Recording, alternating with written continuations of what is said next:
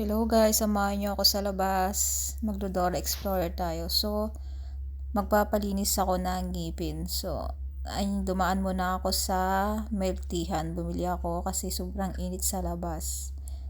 Waiting pa ako dyan. So, ayan na, tapos na, nakabili na ako.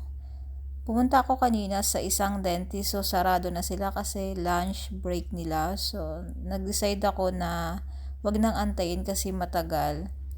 Naglakad-lakad ako dito at may nakita pa ako isang dental clinic. So, pupuntahan ko siya.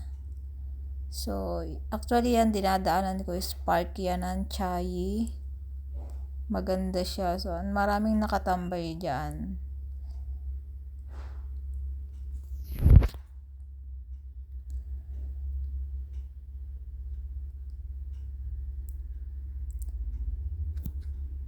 Napag-decide ko kasi na magpalinis na ng ngipin. Kasi sayang naman yung sa health card ko, 'di ba? Char.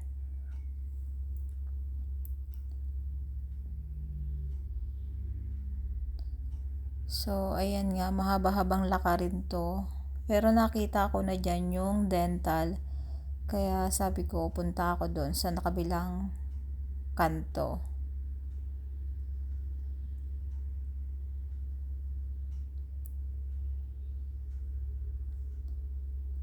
Yung time na yan ay, Diyos ko, pawisan na ako niyan. Then, hinihingal na rin ako kasi medyo malayo din.